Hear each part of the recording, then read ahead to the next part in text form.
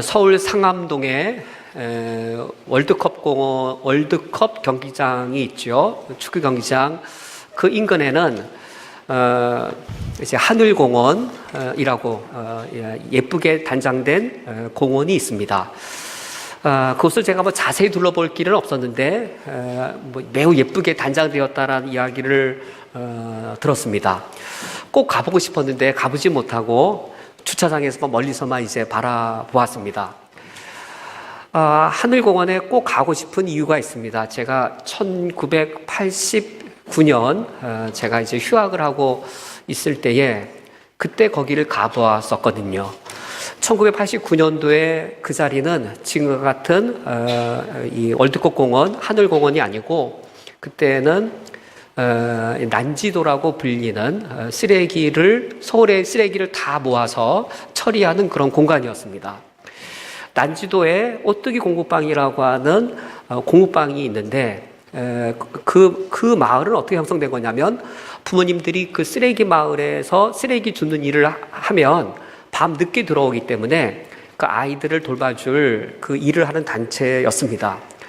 신촌에서 버스를 타고 수색까지 간 다음에 수색에서 난지도까지 오가는 마을버스를 갈아타고 들어가게 되어지는데 첫날은 저에게 큰 충격이었습니다. 이 난지도에 들어가기 위한 그 마을버스를 타고 굴다리 하나를 지나가면 굴다리 전까지는 서울이지요. 굴다리 하나만 통과해 들어가면 같은 서울 하늘 아래 전혀 서울이 아닌 그리고 이 마을버스 안으로 그 쾌쾌한 냄새가 진하게 들어오는 것을 보았습니다.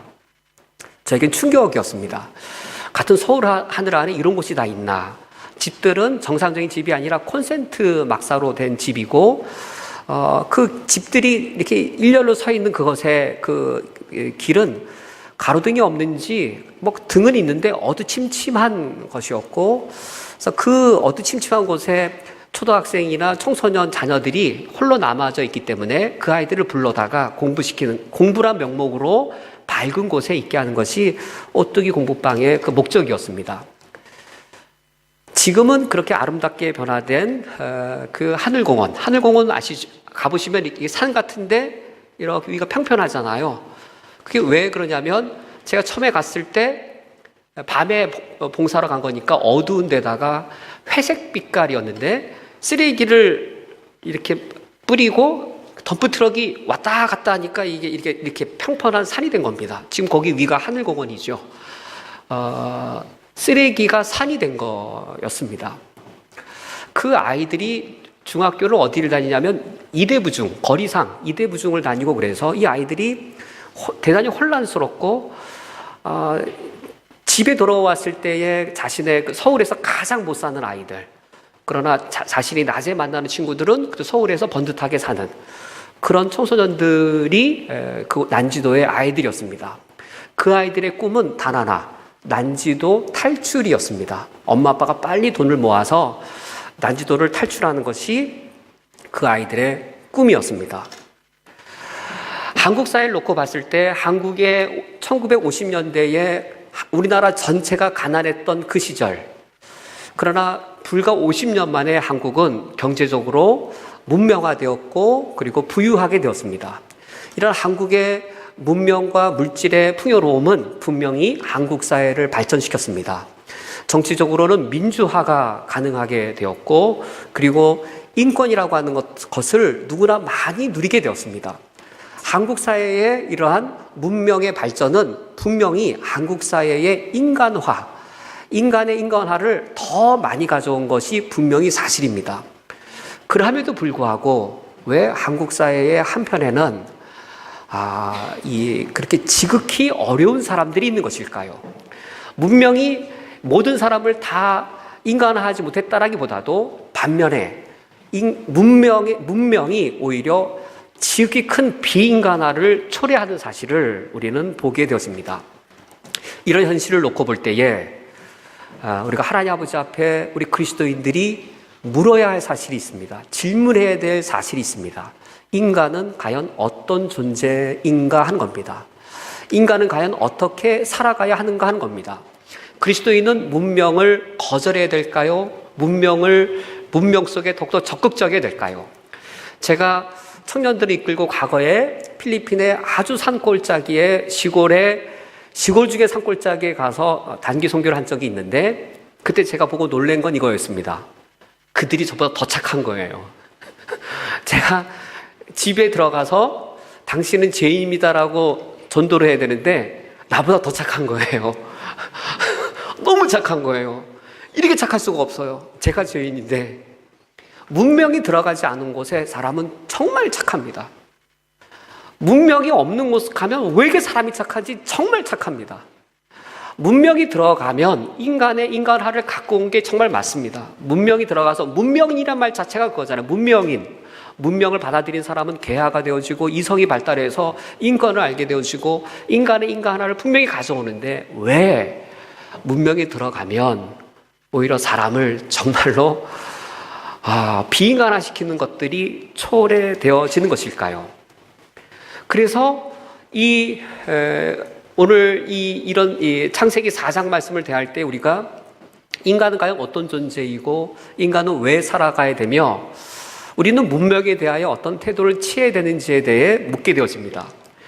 창세기 4장에 우리가 오늘 읽은 이 성경 말씀은 두 개의 족보가 연달아 있습니다. 하나는 긴 족보이고 하나는 짧은 족보인데 16절부터 24절까지는 가인 계열의 족보가 나오고 마지막 2절 25절과 26절은 셋 계열의 짧은 두 족보가 나옵니다.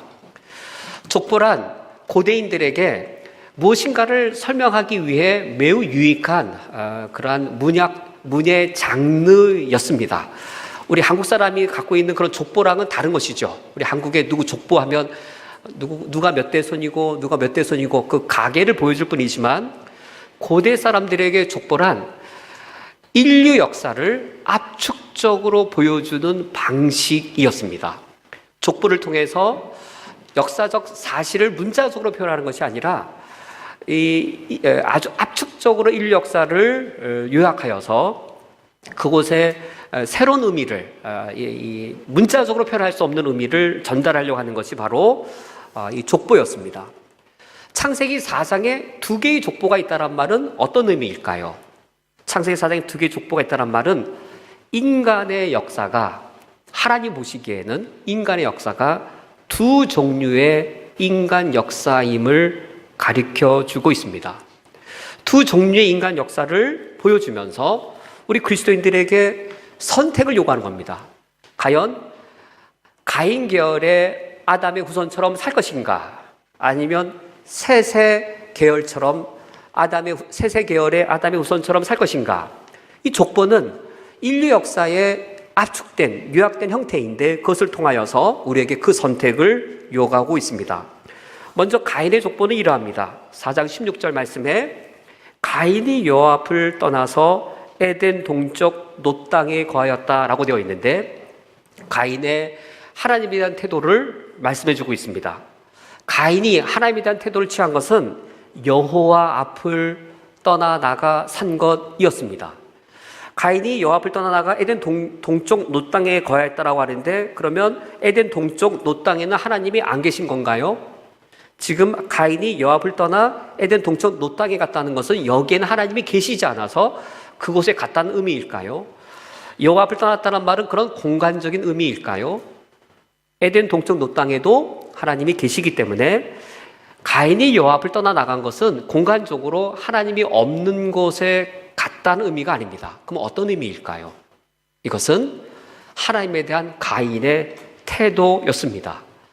가인은 여호와 앞을 떠나 나가서 하나님이 없는 삶을 살고자 했습니다. 하나님과 무관한 삶을 살기를 원했습니다. 하나님을 무시하는 삶을 그가 살고자 결단했던 것이었습니다. 그것이 바로 가인이 여호와 앞을 떠나 나간 것이었습니다. 하나님께로부터 독립을 선언하고 하나님에게 아무런 간섭을 받지 않으며 자기 스스로 가인을 위해서 가인이 스스로 자신의 삶을 선택하고 자신의 삶을 스스로 결정하는 스스로의 삶을 살고자 한 것이 바로 여호와 앞을 떠나 나간 것이었습니다. 그런 가인이 여호와 앞을 떠나 나가 가장 첫 번째로 한 행동이 17절에 나옵니다. 가인이 여호와 앞을 떠나나가 가장 먼저 한 행동은 성을 쌓는 것이었습니다. 성을 쌓고는 그 성의 이름을 에녹성이라고 자기 아들의 이름을 따서 성의 이름을 짓게 되어집니다. 가인이 여호와 앞을 떠나나가 왜 가장 먼저 한 일이 성을 쌓는 일이었을까요? 이 창세기 이 4장 우리가 읽은 본문 앞 내용은 이렇습니다. 가인이 이제 동생 아벨을 죽인 이후에 두려움을 갖습니다. 만나는 사람이 자기를 죽일까 하여 두려움을 갖습니다. 그러나 하나님께서는 가인에게 너를 죽이지 못하도록 내가 너를 지켜주겠다라고 하나님이 약속해 주십니다. 여호와 앞을 떠나나간 가인, 무엇도 거절한 것일까요? 왜 하나님이 내 생명을 지켜주시나? 내가 왜 하나님의 은혜에 기대어 살아가나? 라는 것이죠. 내가 왜 하나님 믿고 살아? 내가 왜 하나님의 은혜를 의존하고 살아? 하나님을 떠나서 하나님의 존재를 무시하고 스스로 살아가고자 하던 에녹. 그러면 자기 생명을 누가 지켜야 될까요? 자기 자신이 지켜야 되는 것이죠. 고대에 왜 사람들이 성을 쌓았을까요? 고대 사람들이 성을 쌓는 이유는 외적의 침입으로부터 자신의 생명을 지키기 위해 성을 쌓았던 것이지요. 그래서 에녹이 가인이 여호와 앞을 떠나 나가서 에녹성을 쌓은 이유는 그것이었습니다. 이제 내 생명은 내가 지킨다. 나는 내 힘으로 살아갈 것이다. 내가 하나님이란 신을 의지하거나 신의 은혜를 입어 살아가는 것이 아니라 이제는 내가 나 스스로 내 생명을 지키고 내 안전을 위해 내가 나를 믿고 살겠다라고 그가 행한 것이 바로 에녹성을 쌓는 것이었습니다. 이런 가인의 모습, 여호와 앞을 떠나나간 그의 그런 모습이나 여호와 앞을 떠나나가서 에녹성을 쌓는 그의 모습은 가인 한 사람의 모습일까요? 가인 개인의 모습일까요? 이 모습은 누구의 모습일까요? 이런 가인의 모습은 인간의 모습입니다. 그래서 우리가 처음에 문제 제기한 것처럼 인간은 어떤 존재인가? 인간은 왜 살아가야 되는가? 이 가인의 이 모습, 하나님을 떠나 나가서 스스로의 힘으로 에녹성을 건설하며 살고자 하는 이 모습은 가인 한 사람의 모습이 아니라 우리 인간의 보편적인 모습입니다. 인간이라면 누구나 다 우리가 예수를 믿은 이후에는 우리가 바뀌었지만 우리들도 예수님을 믿기 이전에 바로 이 모습이었습니다. 또는 지금 예수를 믿지 않는 사람들을 보면 사람들은 인간의 본래 모습이 하나님 앞을 떠나 살고자 하는 성향을 갖고 있는 것이죠. 내가 왜 하나님을 위해 살아가야 돼? 내가 왜 하나님을 예배해야 돼? 나는 하나님과 무관하게 살 거야. 내가 굳이 하나님을 핍박하거나 하나님을 부정하지는 않잖아. 나 그냥 하나님하고 무관하게 살 거야. 나는 내가 왜 신을 위해 살아가야 돼? 난 나를 위해 살아갈 거고 내 마음껏 살아가고 내 자유대로 살아가고 내가 죄만 안 지으면 되는 거지. 내가 왜 하나님을 위해 살아가야 되고 하나님의 명령을 내가 왜 따라가야 되고 난 그렇게 하나님과 연관지어 안 살 거야 라고 하나님과의 관계를 단절하고 내가 원하는 삶, 내가 성취한 삶, 내가 업적을 남겨서 에녹성을 쌓고자 하는 이 삶의 선택은 모든 인류의 인간의 그 근본 모습입니다. 이렇게 이 여호와 앞을 떠나 나가 에녹성을 쌓은 이 가인의 모습을 말씀해 준 이후에 18절 말씀에 가인의 후예들의 이름이 열거되어 있습니다. 18절에 에녹은 이랏을 낳고 이랏은 무후야엘을 낳고 무후야엘은 무두사엘을 낳고 무두사엘은 라멕을 낳으니라 라고 가인의 후손들의 이름이 열거되어 있습니다. 여기 마지막 라멕을 낳으니라까지 되어 있는데 이 라멕이 아담으로부터 대를 세면 아담의 7대 손, 아담의 가인 계열의 7대 손이 라멕입니다. 일부러 의도적으로 창세기는 족보를 7대로 끊었습니다. 7이라고 하는 숫자 때문입니다. 완결되어지는 숫자 때문에 라멕에서 한 단위를 끊었습니다. 고대인들에게 있어서의 족보는 누가 누구를 낳았다라고 했을 때 아버지와 아들의 관계가 아니라 증조부 다음에 증조부가 누구를 낳았다라고 말해서 증손자가 나오기도 합니다. 고대인의 족보는 그렇습니다. 이렇게 압축적이기 때문에 우리나라 족보는 할아버지, 아들, 손자 이렇지만 고대인의 족보는 누가 누구를 낳았다 했을 때 그 대를 막 뛰어넘습니다. 그만큼 융통성이 있는 것이죠. 7대를 맞춘 겁니다. 이 에녹부터 라헬까지가 문명적으로는 신석기부터 그리고 청동기 초기까지입니다. 7대 만에 신석기, 구석기, 신석기 거쳐서 청동기까지 갈 수가 없잖아요. 그러니까 지금 이거는 그 압축적으로 인류 역사를 보여주기 위해, 인류 역사를 압축적으로 보여주기 위해서 7대를 의도적으로 맞춘 겁니다. 그리고 이 가인이 누굴 낳았죠? 가인이 그 성 이름을 지었잖아요. 가인이 아들을 낳고 에녹이라고 이름을 지었습니다. 에녹 잘 아시죠? 근데 그 에녹이 아니에요. 그 에녹은 우리가 다음 주 볼 창세기 5장에 나온 에녹입니다.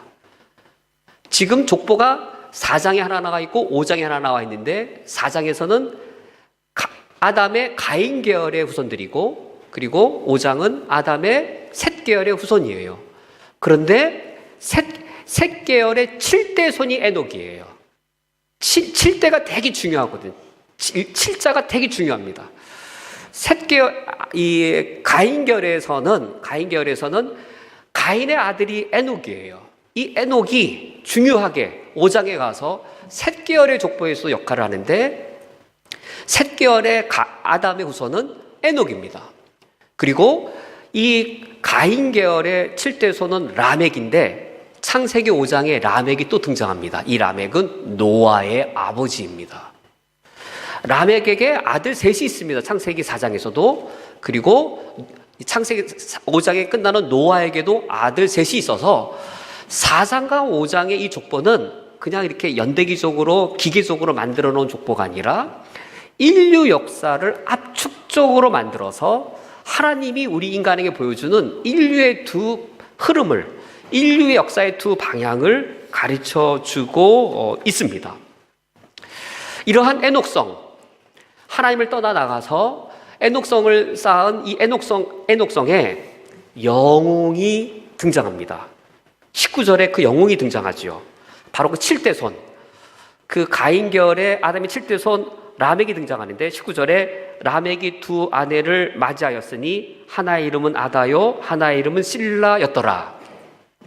이 에녹성에 가장 성공적인 인물이 있다면 그는 바로 라멕이었습니다. 에녹성의 남자들에게 당신은 어떤 사람이 되고 싶습니까? 라고 물으면 라멕 같은 사람이 되고 싶은 거죠. 왜 그럴까요? 지금 19절에 보면 라멕에게는 두 아내가 있었는데 이름이 아다와 실라였습니다. 학자들이 이제 아다란 이름을 이렇게 따져보니까 그 뜻이 아주 예쁜 여자라고 합니다. 또 실라라고 하는 이름을 또 이렇게 어를 따져보니까 실라도 얼굴이 그 이름이 예쁜 여자래요. 그 아다와 실라 예쁜 여자인 거예요. 에녹성에 가장 예쁜 여자 2명을 라멕이 자기 아내로 이제 맞이한 거죠. 예쁜 여자 2를 아내로 딱 데리고 있을 때 타락한 남자들은 그거를 자랑으로 삼을 수 있는 것이죠. 가장 예쁜 여자 2를 아내로 삼았다는 사실은 어떤 상징일 수 있을까요? 성공한 남자의 상징일 수 있는 거죠. 하나님께서는 본래 남자와 여자가 둘이 연합하여 한 몸을 이루라고 그런 결혼을 신성하게 만든 것이었는데 이 라멕은 그 하나님의 신성한 결혼 제도를 깨뜨리고 2 아내를 얻었습니다. 이렇게 2 아내를 얻은 라멕에게는 3명의 아들이 있었습니다. 첫 번째 아들은 4장 20절에 소개되어져 있는데 아다는 야발을 낳았으니 그는 장막에 거주하며 가축지는 자의 조상이 되었다라고 소개됩니다. 야발은 장막에 거주해서 정착 생활을 이룬 인물로 소개되고 있습니다. 구석기 시대와 신석기 시대의 차이점이 거기인 것이죠. 우리가 천사시대 배우면 신석기 시대 때 정착 생활을 하게 되어집니다. 그리고 가축 치는 자의 조상이 되었다는 말은 장막에 거주한 것은 이동하는 생활의 반대로 장막을 친 것이고 가축 치는 자의 조상이 되었다는 말은 목축업을 시작한 것인데, 목축업 전에는 어떻게 고기를 얻었을까요? 그때는 구석기 시대는 사냥이었습니다. 구석기 시대는 주로 사냥을 해서 사는 것인데, 그게 이동을 해야 되는 것이죠. 이동을 한다는 것은 불안정한 삶인데, 이 람에게 애독성을 쌓은 사람들은 장막을 치면서 이제는 안정적인 삶을 사는 것이었습니다. 사냥이라고 하는 것은 오늘 잡힐 수도 있고, 오늘 두 마리를 잡을 수도 있고, 오늘 한 마리도 못 잡을 수도 있는 불안정한 것인데, 목축업을 통해서 이제는 고기 공급이 안정적이고, 그리고 훨씬 더 많은 고기를 얻어낼 수 있는 것이죠. 10마리를 기를 때보다 20마리보다 30마리를 기르면 훨씬 더 많은 이 고기를 얻어낼 수 있는 것이어서 그 당대로서는 아주 선진 기술이었을 겁니다. 이 목축업 기술은 그 당대 사람들에게 매우 탁월한 기술이었을 것입니다. 야발이 이룬 것은 무엇인가요? 사냥하고 이동하던 그런 불안정한 삶에서 이제는 텐트를 치고 정착 생활을 할 뿐만 아니라, 그리고 이제는 전에처럼 사냥이 잘 될지 못 될지 불안한 것이 아니라 안정적으로 물질을 누릴 수 있는, 물질의 풍요를 누릴 수 있는 그런 삶을 이룬 것이었습니다. 우리로 말하면 뭘까요? 현대로 말하면요. 현대로 말하면 월세 살아서 계속 이사 다녀야 되는데, 전세 살아서 계속 이사 다녀야 되는데, 이제는 물질이 어떤 안전을 주는 거예요? 안전? 내 생명의 안전을 주는 거죠. 이제는 전셋집에서 내 집 마련하고, 물질의 풍요가 무엇을 보장해 주는 겁니까? 내 생명의 안전을 보장해 주는 것이죠. 이 야발이라고 하는 인물은 그처럼 자기 삶의 안전을 무엇을 통해 마련했던 겁니까? 삶의 안전을, 사냥해야 되고 이동해야 되는 그 불안을, 무엇이 내 삶의 안전을 가져다 주는 겁니까? 물질의 풍요가 내 삶의 안전을 보장해주고, 그리고 물질의 풍요가 내 삶을 더욱더 윤택하게 해주는 그것을 야발이 이룬 것이었습니다. 21절에 람에게 두 번째 아들은 유발이었는데, 유발은 수금과 퉁소를 잡는 모든 자의 조상이 되었습니다. 유발은 수금과 퉁소, 악기를 만들었는데, 악기를 통해 노래를 만들어서 흥겹게 노래를 하고, 또 흥겹게 음악을 들으면서 또 같이 춤도 추고 같이 즐겁게 이제 인생의 재미를, 인생의 즐거움을 또 만들어낸 것이죠. 왜냐하면 목축업을 통한 물질의 풍성함은 시간의 여유를 가져다 주었을 것입니다. 하루 종일 사냥을 하던 사람들이 이제는 2, 3일만 목축을 하면 또 2, 3일을 놀 수 있었으니까 시간의 여유를 가져다 주었을 것이고, 이런 시간의 여유를 통해서 그들은 음악과 또 인생의 아름다움들을 누릴 수 있었습니다. 22절의 세 번째 아들은 두발가인인데, 이 두발가인은 구리와 쇠로 여러 기구들을 만드는 자였습니다. 이 철기 문명의 시작인 것이죠. 이 철기 문명을 통해서 만든 것 중에 하나가 이 철기 무기였습니다. 무기를 통해서 자신들이 이룬 풍요로운 물질과 음악을 통한 그 이 멋진 삶을 이 철기 무기를 통해서 지킬 수 있었을 것입니다. 에녹성의 사람들, 람에게 아들들이 이와 같은 문명을 이루었습니다. 이 문명의 세 가지는 사실 그런데 오늘날 현대인들이 추구하는 것과 별반 다르지 않습니다. 람에게 세 아들들이 추구했던 것, 물질의 안전과 풍요, 그리고 인생의 즐거움과 재미, 그리고 철기무기라고 하는 내 삶을 지켜주는 강력한 힘. 오늘 우리 현대인들도 살아갈 때 물질이 풍요로워야 될 것이고, 또 풍요로운 물질을 가지고 우리 인생을 더 재미있고 즐겁게 살아가야 될 것이고, 근데 내 삶을 뭔가 힘이 있어서 지켜줘야 된다라고 우리 현대인들도 이 세 가지를 추구할 터인데, 그것이 바로 에녹성의 사람들이 추구했던 것이었습니다. 왜 그들은 이것을 추구할 수밖에 없었을까요? 하나님을 떠난 사람들이 왜 이것을 추구할 수밖에 없었을까요? 하나님을 떠난 사람들은 왜 이것을 추구하며 사는 것이 당연한 모습일까요? 이 세 가지가 우리 그리스도인들은 누구의 역할로 말하고 있습니까? 내 삶의 안전을 지켜주는 것은 물질이 안정적일 때 내 생명의 안전을 보장해 주나요? 우리 그리스도인들은 누가 내 생명의 안전을 지켜준다라고 믿습니까? 내 삶의 안전과 풍요를 보장해 주는 것은 돈이 아니라 우리는 하나님이라고 믿습니다. 하나님이 내 삶의 안전을 지켜주시는 것이지, 내 월급이 안정적으로 나오고 물질이 풍요로우면 풍요로운 물질 때문에 내 삶이 안전하다라고 애녹성의 사람들은 믿을지라도 우리 그게 믿지 않습니다. 우리 그리스도인들은 무엇을 삶의 가장 큰 기쁨과 즐거움이라고 여깁니까? 재밌게 노는 것을 삶의 기쁨이라고 여기지 않습니다. 우리 그리스도인들이 즐기고 아름답게 여기는 것들은 그것을 넘어서는 것들인 것이죠. 우리 그리스도인들은 내 생명과 안전을 지켜주는 그 무기는 칼이라고 생각하지 않습니다. 하나님이 나를 지켜주시는, 하나님이 나의 무기가 되시고 나의 군대가 된다고 우리 믿는 자들인데, 가인의 후예들은 근데 그런 하나님을 떠나나갔습니다. 하나님 없이 내 힘으로 살겠다라고 했던 사람들입니다. 애녹성이라고 하는 것은 인간의 힘으로 이룬 업적들을 말하는 것이었습니다. 그러므로 그들은 하나님 역할을 문명의 발전을 통해서 대신케 한 것이었습니다. 그러므로 애녹성의 사람들에게 있어서 하나님은 누구였는가? 애녹성 사람들에게 있어서 하나님은 인간 그 자신이었습니다. 이런 애녹성 사람들의 족보를 보면 한편에는 이름이 나오고 한편에는 업적이 나옵니다. 야발, 유발, 두발가인이라는 이름 옆에 목축업, 예술, 철기 문명이라고 하는 업적이 있습니다. 야발과 목축업, 유발과 예술, 두발가인과 철기 문명. 이름과 업적, 족보가 이름과 업적입니다. 하나님 없이 살아가는 사람들에게 추구하는 걸 보면 내 이름과 내 이름에 걸맞는 업적, 그것을 추구하는 삶을 사는 것이죠. 문명과 물질 문명이 그릇됐다라고 하는 것이 아니라, 이 사람들에게 있어서의 물질 문명은 과연 누구를 위한 물질 문명이고 무엇을 대신케 한 물질 문명인가?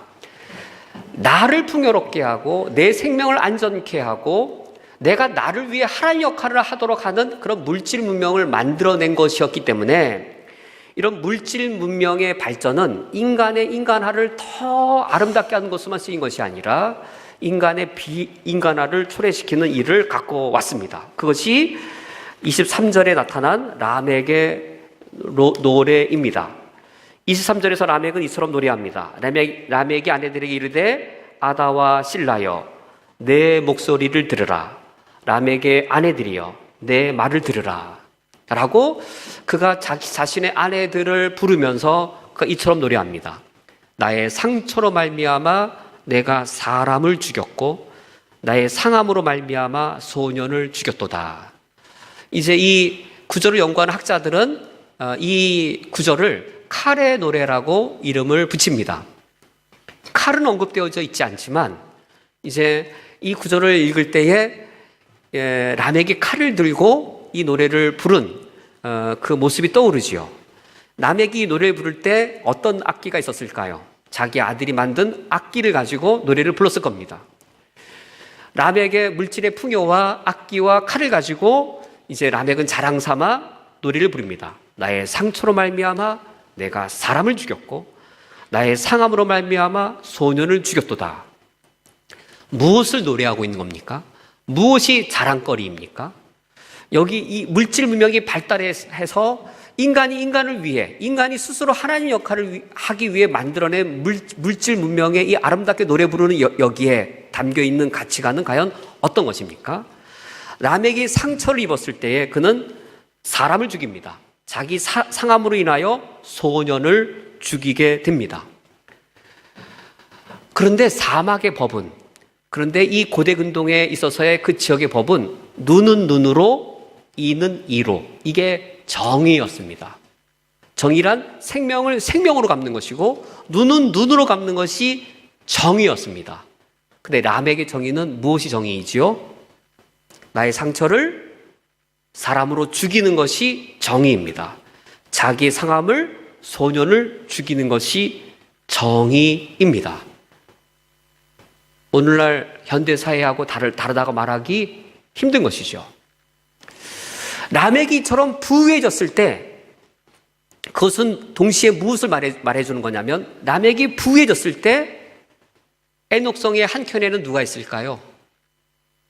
엄청나게 가난한 사람들이 발생했을 겁니다.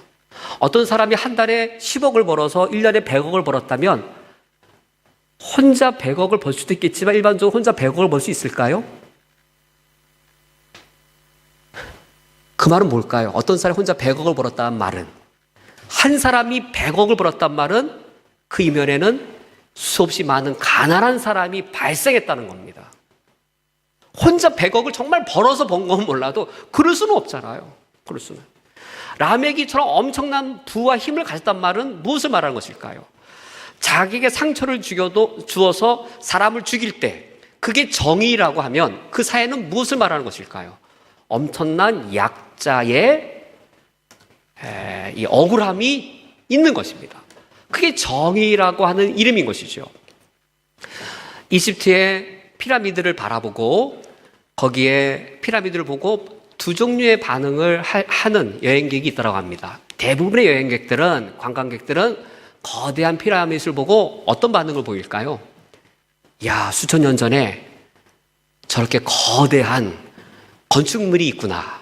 저런 거대한 건축물이 있으려면 이집트에 얼마나 수학이나 무게를 계산하는 것이나 이런 탁월한 학문과 기술들이 있었을까라고 대다수의 사람들은 감탄을 하는 것에 비하여, 또 한 종류의 관광객은 무엇을 말할 수 있을까요?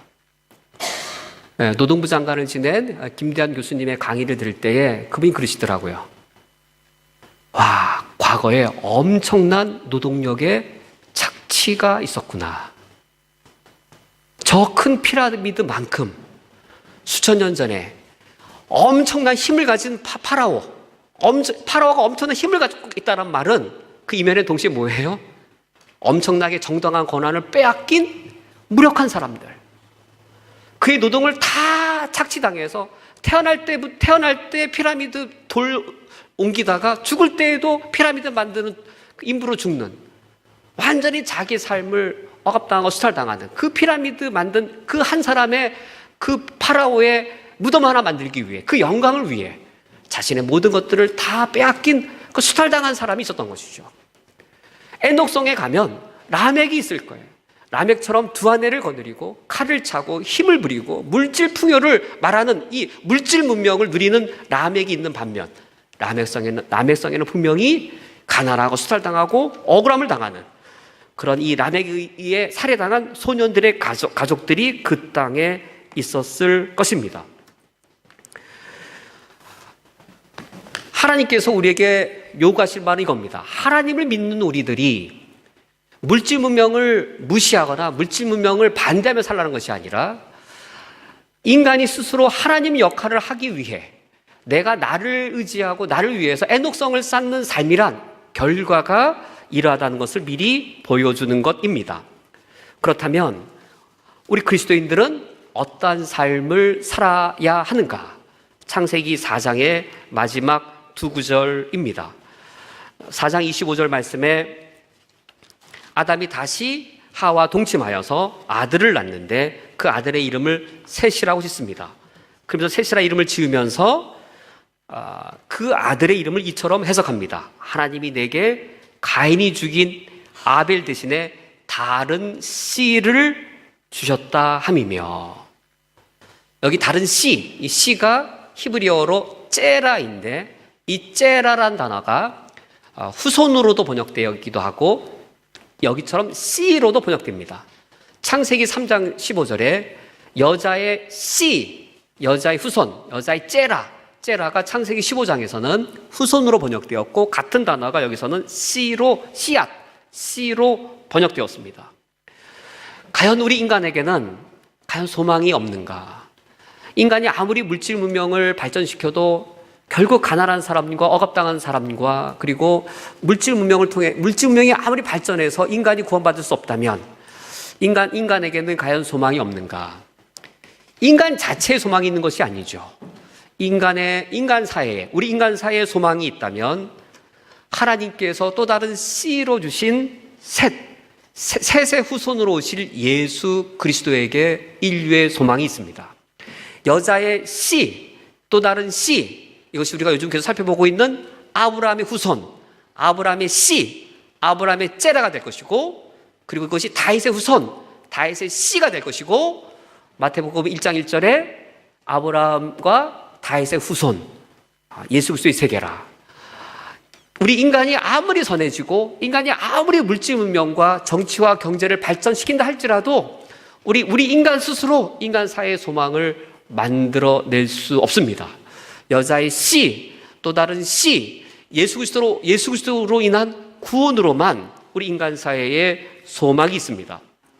창세기 4장 26절에 셋도 그 아들을 낳고 그의 이름을 에노스라 하였으며 그때 비로소 여호와의 이름을 불렀더라. 이 짧은 25절과 26절의 이 짧은 족보, 이 셋의 계열의 이 족보에서 에노스 때 비로소 여호와의 이름을 부릅니다. 에노스의 후예들이 여호와의 이름을 부르는 이 노래는 누구의 노래와 대조를 이루고 있습니까? 바로 라멕의 노래와 에노스의 노래가 대조를 이루고 있습니다. 그러면서 우리에게 하나님이 도전하시는 것이죠. 어떤 노래를 부르며 살 것인가 하는 겁니다. 에노송에서 라멕과 같이 성공적인 인물이 되어서 생명을 경시하고 그리고 자신의 그런 우월성을 드러내는 폭력적인 삶을 사는 그런 것을 추구할 것인가, 아니면 여호와의 이름을 부르는 예배자의 삶을 살 것인가, 이것을 하나님께서 우리에게 선택을 요구하시는 겁니다. 이번 주 화요일 날 볼 쿠웨이트 기독교 역사의 미국 선교를 보면서 제게 큰 감동이 되는 사건들 여러 가지가 있는데 그중 한 사건은 이것입니다. 이 현장 선교사 한 분이 자기 선교 필드에 도착했을 때 그때 한 저격수가 매복해 있다가 총을 쏘게 됩니다. 총상을 입고 그 선교사 분은 순교하시게 되어집니다. 그리고 나서 수년이 지난 후였습니다. 이 저격수가 병에 걸리게 되었고 친구들이 미국 선교병원에 그 저격수를 데리고 오게 됩니다. 이 내용은 이렇습니다. 사막의 법에 따르면 생명은 생명으로, 눈은 눈으로이기 때문에 이 죽어가는 이 병든 저격수를 데리고 오면서 친구들이 혹 이 병원이 이 저격수를 거절하더라도 그것은 놀랄 일이 아니다라고 오게 되어집니다. 그런데 그 병원에서는 그 저격수를 받아주고 다른 환자와 다 똑같이 성심성의껏 그 저격수를 치료해 줍니다. 그리고 나서 그 뒷문장이 이렇습니다. 그때 쿠웨이트의 원주민들이 무엇을 받는가? 그때 쿠웨이트의 원주민들이 무엇을 받냐면 사막의 법을 능가하는 법에 선교사들은 지배를 받고 있다. 사막의 법을 눈은 눈으로, 생명을 생명으로라고 하는 이 사막의 법을 능가하는 법에 의해 지배를 받는 사람이구나라는 것을 그들이 보게 되었다라고 합니다. 이게 여호와의 이름을 부르는 삶입니다. 우리 그리스도인들은 과연 어떤 삶을 살아가야 되는가? 이 땅을 살아갈 때 하나님을 알지 못하고 하나님을 배반하고 하나님을 무시하고 살아가는 사람들 사이에 강자가 법이 되어지고 강자가 정의가 되어지는, 강자가 약자를 눌러도 아무 말 못하는 그런 불의가 오히려 정의처럼 여겨지는 이 세상 속에 우리 그리스도인들은 여호와의 이름을 부르며 예배하는 삶을 사는 자로 이 땅에 부름받은 겁니다. 여호와의 이름을 부르면서 이 땅에 하나님의 나라가 임하는, 이 땅이 하나님의 나라가 되도록 하는 삶을 살도록 우리들은 부름을 받았습니다. 오늘 말씀을 맺도록 하겠습니다. 우리가 오늘과 이제 다음 주에 창세기 4장과 5장의 족보를 살펴보고자 합니다. 족보란 인류의 역사를 압축적으로 보여주면서 그래서 어떤 삶을 살 것인지를 하나님 우리에게 요구하시는 것입니다. 우리는 하나님을 섬기는 자들입니다. 하나님을 섬기는 자들이 우리가 라멕과 같이 하나님 없는 삶, 애녹성을 쌓는 삶, 물질과 그리고 인생의 즐거움과 이 땅에서의 안전을 지키는 삶에 애녹성의 사람처럼 살아서는 우리는 결코 되지 않겠습니다. 우리는 아담의 셋 계열의 후손으로서 에노스와 같이 여호와의 이름을 부르며 이 땅에서 예배하는 삶을 살아야 할 것입니다. 하나님을 예배하는 삶을 살면서 우리를 통하여 이 100년 전에 오신 미국 성사님들처럼 이 땅에 하나님의 나라, 애녹성을 세우는 것이 아니라 이 땅에 하나님의 나라를 세우는 삶을 사는 우리들이 되어야 하겠습니다. 이번 한 주간 그런 삶을 사시기를 주님의 이름으로 축원드립니다.